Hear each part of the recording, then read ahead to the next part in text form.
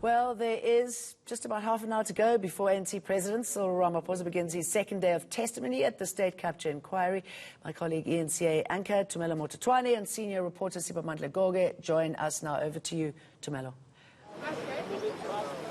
All right. Well, we're still here, of course, in Braamfontein, awaiting the president's appearance. We're expecting that to be just in a couple of minutes because he is scheduled to start his testimony at 9 a.m. I'm still joined by my colleague Siphamandla Goge, but also joining us now is Professor Mcebisi just to take this conversation forward, contextualizing yesterday, but also looking forward to today. Prof, thank you so much for your time. Good morning.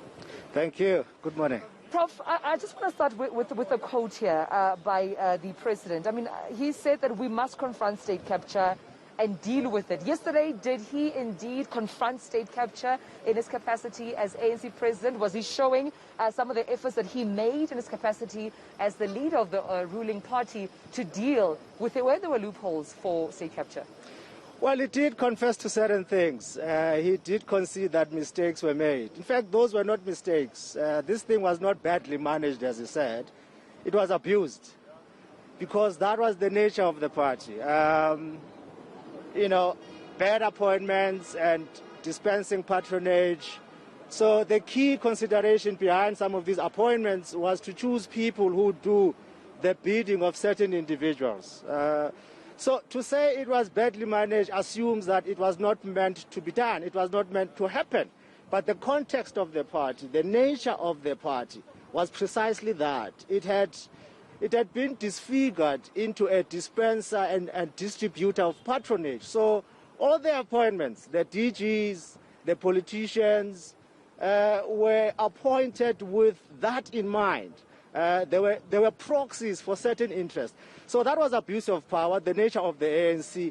There's nothing he could have done. He also considered that the power of the presidency is quite immense within the ANC, which means that if you don't toe the line, if you don't follow the dictates or the interests of the president, you are likely to be nudged out. So individuals, however well-intentioned you are, right? But the point is you serve under the pleasure of the president. So if you don't do what he wants, then you are out, which then nullifies this whole idea of the ANC exercising collective leadership. Right. When in fact, power is concentrated in the president, which highlights the importance of the person of the president.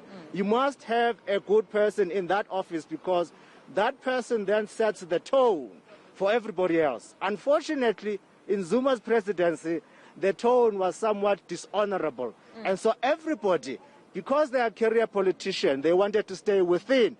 They had to toe the line. So including the president, he is complicit in this thing. He is complicit, right. And he had to stay within because he wanted to be president. He was brought in 2012 to give credibility to a very dishonorable presidency, right? And he wanted to be president, and everybody was surprised that he agreed to be deputy president. So for him then to ascend, ultimately, he had to tolerate and allow all this thing, turn a blind eye, so that when an opportunity arises, he takes it. But also, colleagues, doesn't that then bring us to the diplomacy that we've seen and heard from the president's statement yesterday? So I suppose because he did not want to then incriminate himself in some of the allegations tabled against him. Indeed, he didn't want to incriminate himself. Remember, he's been implicated by some of the witnesses that have testified here. But let me pick up on what the Prof said. The reality of the situation is that ANC President Cyril Ramaphosa knew about some of the things that were happening. He had to turn a blind eye because he had a political ambition. He was swallowed by the system. He had a political ambition to become the president of the ANC at some point. He has also been accused of divorcing himself from the collective leadership of the ANC to try and paint a picture of him as being this good guy. He has been accused by his own fellow comrades of saying, you want to be seen as a savior here, everyone else is bad, you are the only good guy. So yesterday, he had to come here and close ranks, protect the ANC, despite overwhelming evidence that has been led here there, pointing to how deep the rot is. Cyril Ramaphosa always takes a posture of someone who's diplomatic, someone who tries by all means to make sure that he protects his political interests here. Remember, he is seeking a re-election as the president of the ANC, so he wouldn't come to the State Capture Commission of Inquiry and just sing and throw his comrades and his colleagues under the bus, because he will need them in the near future. But also, Prof, then with that being said, just referencing what Siphamandla is saying, is it realistic for us to expect the president to give those specifics, as he promised, when he appears in his capacity as head of state? He will choose which specifics he provides without implicating his comrades. The entirety of the ANC is implicated in all of the bad things that happened, including the president himself, right? However, one has to portray it in a way that doesn't appear as if you are absolving yourself of the blame, right? But the bottom line is that this president had to stay in so that he wins the presidency of the ANC. He had to overlook certain things. You cannot win the presidency of the ANC from outside. You can only win it from inside. And unfortunately, if the party had degenerated so badly that there were certain bad practices that were employed, at some point you are also forced. I'm particularly referring to this thing of presidential candidates raising money. Right? That's the practice that had evolved within the ANC over the years. And so if you also want to win, you have to campaign, you have to fund people, you have to build an organizational machinery behind you. And to do so, you need to get money, otherwise you will lose without even having put up a fight, right? So, because your opponents are doing exactly that. So if you're operating within a polluted environment, for you to win, unfortunately, you have to employ some of those bad practices. However, you have to decide at some point, how far are you willing to go? Right?